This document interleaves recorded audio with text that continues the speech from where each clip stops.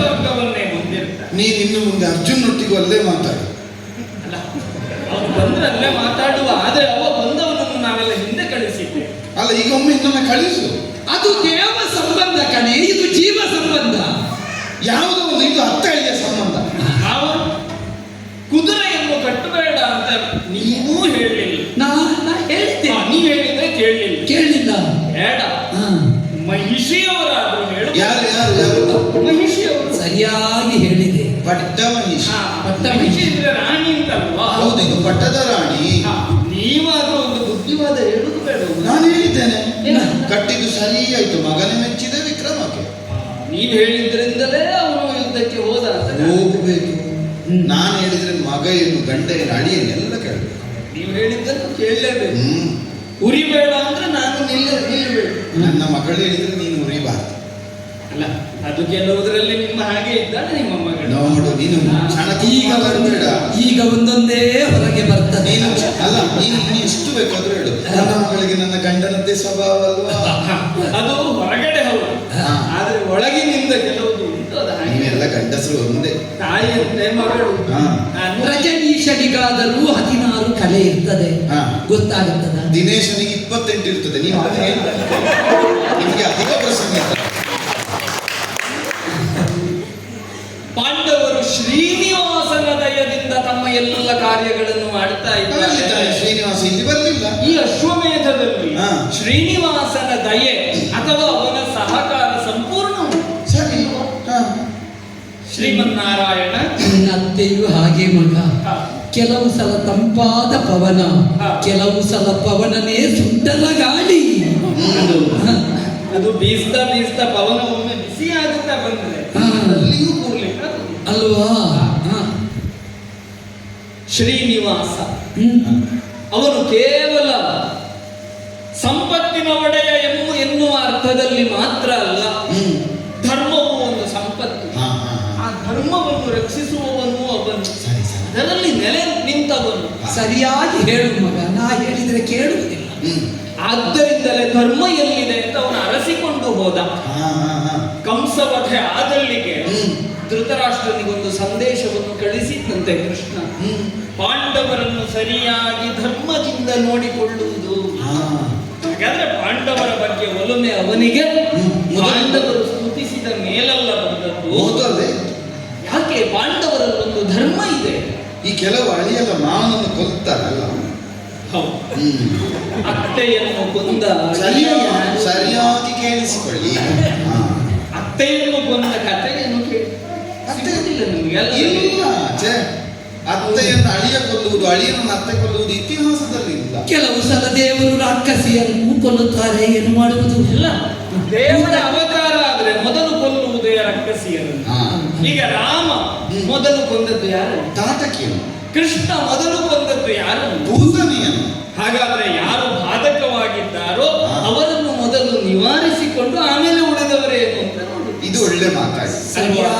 ನೀ ನಿಜವಾಗಿ ನನಗೆ ಅರ್ಜುನನ್ನೇ ಕೊಲ್ಲಬೇಕು ಅಂತಿಲ್ಲ, ದ್ರೌಪದಿಯನ್ನು ಕೊಂದ್ರು ಆಗ್ತದೆ. ಆವಾಗ ಆ ಕಾಲದಲ್ಲಿ ರಾಕ್ಷಸಿಯರು ರಾಕ್ಷಸ ರೂಪದಿಂದಲೇ ಇದ್ರು. ಈಗ ಯಾವ್ಯಾವ ರೂಪದಲ್ಲೆಲ್ಲ ಇದ್ದಾರೋ ಈಗ ಎಷ್ಟೆಷ್ಟು ಚಂದದ ರಕ್ಕಸಿಯರಿದ್ದಾರೆ ಮಗ. ನೋಡುವಾಗ ಗೊತ್ತಾಗುವುದಿಲ್ವಾ? ನಿಮ್ಮನ್ನು ನೋಡಿದ್ರೆ ಪಾಪ ಅಂತ ಕಾಣುತ್ತದೆ. ಯಾರನ್ನು ನೋಡುವಾಗ? ಅದಲ್ಲ, ಲೋಕವನ್ನು ಅದು ಅವನಿಗೆ ಅರ್ಥ ಆಗುತ್ತೆ. ಧರ್ಮರಾಜ ಸಾಧು ಸಜ್ಜನ, ಅವನು ಮಾತ್ರ ಅಲ್ಲ, ಅವನ ಲೋಕವನ್ನೆಲ್ಲ ಸತ್ ಪಥದಲ್ಲಿ ಕೊಂಡೊಯ್ಯುತ್ತಾ ಇದ್ದಾನೆ. ಧರ್ಮರಾಜನ ಆಳ್ವಿಕೆ ಅಂದ್ರೆ ರಾಮನ ಆಳ್ವಿಕೆಯ ಹಾಗೆ ಆಗಿದೆ. ನನಗೆ ಒಂದು ತಕ್ಕ ಧರ್ಮರಾಜನ ರಾಜ್ಯದಲ್ಲಿ ಅಹಿತತ್ವ ಎನ್ನುವುದಿಲ್ಲ, ಅಹಿತ ಎನ್ನುವುದಿಲ್ಲ. ಇದ್ರೆ ಗಾರುಡ ವಿದ್ಯೆಯಲ್ಲಿ ಅಹಿತತ್ವ, ಸರ್ಪತತ್ವ, ಸರ್ಪಜ್ಞಾನ, ಅಹಿತತ್ವ ಇಲ್ಲ. ಅದನ್ನು ನೋಡುವುದಾದ್ರೆ ಸರ್ಪಜ್ಞಾನ ಅಹಿತತ್ವದಲ್ಲಿ ಮಾತ್ರ. ನೀನು ಈ ಉಪದೇಶ ಎಲ್ಲ ಮಾವನಿಗೆ ಹೇಳಿ, ಯುದ್ಧದ ಬರುವಾಗ ನನಗೆ ಹೇಳು, ನಾನು ಕೇಳ್ತೇನೆ. ಅಲ್ಲಿ ಅವನು ಹೇಗಿದ್ದಾನೆ ಅಂತ ನೋಡ್ಬೇಕಲ್ಲ. ನೀವು ಕೇಳಿ, ನಿಮ್ಮದೇ ವಿಷಯ ಅಲ್ವಾ? ಅದು ನಿನಗೂ ಬರ್ತದೆ ಅರ್ಥ. ಅದರಲ್ಲಿ ಸರ್ಪ ಒಂದೇ ನಮ್ಗೆ ಬಹಳ ಇಷ್ಟ ಆದ ವಿಷಯ. ಅದು ಬೇಕಾಗುತ್ತದೆ. ಮಾರಹಿತ ಮಾರಹಿತ ಅನ್ನುವುದು ವಸಂತ ಕಾಲದಲ್ಲಿ ಮಾತ್ರ. ಮಾರನಿಗೆ ಹಿತನಾಗಿ ವಸಂತ ಇದ್ದಾನೆ. ಮಾ ಅಂದ್ರೆ ಲಕ್ಷ್ಮಿ, ರಹಿತ, ಇಲ್ಲದೆ ಇರುವುದು ಎನ್ನುವ ಸ್ಥಿತಿ ಇಲ್ಲ. ಲಕ್ಷ್ಮಿ ಇಲ್ಲದೆ ಇರುವ ಸ್ಥಿತಿ ಇಲ್ಲ. ಜ್ವಾಲೆ ಇಲ್ಲದೆ ನೀಲಧ್ವಜ ಇಲ್ಲ. ಹಾಗೆ ಕೇಳಿಸಿಕೊಳ್ಳಿ, ನೀವು ಈ ನಾಡಿನ ಭಾಗ್ಯಲಕ್ಷ್ಮಿ ಅಲ್ವೋ? ಮತ್ತೆ ಗೃಹಲಕ್ಷ್ಮಿ ಅಂತ ಹೇಳ್ಬೇಡ, ಅದು ಯಾವಾಗಲೂ ಇರುವುದಿಲ್ಲ. ಭಾಗ್ಯಲಕ್ಷ್ಮಿ ಅಂತಲೇ. ಗೃಹಲಕ್ಷ್ಮಿ ಆದ್ರೆ ಅದು ಕೇವಲ ಮನೆಗೆ ಮಾತ್ರ ಅದಕ್ಕೆ ಹೇಳಿದ್ದು ನಾನು. ಏನು ಕೆಲವು ಕಡೆ ಎಲ್ಲ ಗೃಹಲಕ್ಷ್ಮಿ ಅಲ್ಲ, ಗ್ರಹಚಾರ ಲಕ್ಷ್ಮಿ. ಹೌದು, ಇದು ಮಾಹಿಷ್ಪತಿಯ ಮಹಾಲಕ್ಷ್ಮಿ. ಆಗಲಿ, ಗೃಹಲಕ್ಷ್ಮಿ ಆಗಿದ್ರು ಬಂದದ್ದು ಬಂತು. ಹೌದು, ಬಂದದ್ದು ಬಂದ್ರೆ ಬಂತು. ಹಾಗೆ ಬಂದದ್ದು ಬಂತು ಬೇಡ, ಬಂದ್ರೆ ಯೋಗ. ಗೃಹಲಕ್ಷ್ಮಿ ಆಗಿಯೇ ಇದ್ರೆ, ಗೃಹಲಕ್ಷ್ಮಿ ನನ್ನ ಮಗಳು, ನಾನು ಮಹಾಲಕ್ಷ್ಮಿ, ನನ್ನ ಮಗಳು ಸ್ವಾಹ ಗೃಹಲಕ್ಷ್ಮಿ. ಹೌದು, ನನಗವಳು ಗೃಹಲಕ್ಷ್ಮಿ. ಮನೆಯನ್ನು ಅದರಿಂದಲೇ ಚೆನ್ನಾಗಿ ನಡೆಸ್ತಾಳೆ. ಹೌದು, ಆದ್ರೆ ಎಷ್ಟು ನಡೆಸ್ತಾಳೆ ಅದಷ್ಟೇ ಸಾಕಾಗುವುದಿಲ್ಲ. ಅಂದ್ರೆ ಆ ಗೃಹಲಕ್ಷ್ಮಿತ್ವ ಅನ್ನುವುದೇ ಸಾಕಾಗುವುದಿಲ್ಲ. ಅದರೊಟ್ಟಿಗೆ ನೀವು ಕಲಿಸಿದ ವಿದ್ಯೆ ಎಲ್ಲ ಉಂಟು. ಧರ್ಮರಾಜನ ಆಳ್ವಿಕೆಯಲ್ಲಿ ಕೊಡೆ ಎಂಬರಿಲ್ಲ, ಕೊಡುವುದಿಲ್ಲ ಅಂತ ಹೇಳುವವರೇ ಇಲ್ಲ. ಏನು ಕೇಳಿದ್ರು? ದಾನ ಕೇಳಿದ್ರೆ ಒಬ್ಬರಲ್ಲಿಯೂ ಕೊಡೆ ಇಲ್ಲ. ಕೊಡೆ ಎಂಬ ರಾಜಪತ್ರ ಚಂದ್ರವನ್ನು ಮಾತ್ರ ಕೊಡೆ ಕೊಡೆ ಅಂತ ನಕಾರವೇ ಇಲ್ಲ. ಕೊಡೆ ಎಂಬ ಕ್ರಿಯಾಪದವಿಲ್ಲ. ಅಂತಹ ಒಂದು ಸ್ಥಿತಿ. ಕೊಡೆ ಎಂಬರಿಲ್ಲ. ಕೊಡೆ ಎಂಬ ಉದರ ದೇಶಮಂ ಅಂದ್ರೆ ಹೊಟ್ಟೆಗೆ ಒಂದು ಹೊಡೆ ಅಂತ ಹೇಳ್ತಾರಂತೆ. ಯಾರನ್ನು ಹೊಡೆಯಿರಿ ಅಂದ್ರೆ ಸುಮ್ಮನೆ ಹೊಡೆಯಿರಿ, ಯುದ್ಧವಲ್ಲದ ಸಂದರ್ಭದಲ್ಲಿ ಹೊಡೆಯಿರಿ ಅಂತ ಹೇಳುವುದಿಲ್ಲ. ಹಾಗಾದ್ರೆ ಧರ್ಮರಾಜನ ಆಳ್ವಿಕೆಯಲ್ಲಿ ಪ್ರಜೆಗಳು ಸಹ ಇಷ್ಟು ಧರ್ಮಿಷ್ಠರಾಗಿದ್ದಾರೆ ಅಂತಾದ್ರೆ ಅವನೆಂತವನು ಯೋಚನೆ ಮಾಡಬೇಕು. ಅವನ ತುರಗವನ್ನು ಕಟ್ಟಿ ಕೆಟ್ಟಿ ತಪ್ಪಾಯಿತು. ಈಗೇನು ಮಾಡುವುದು?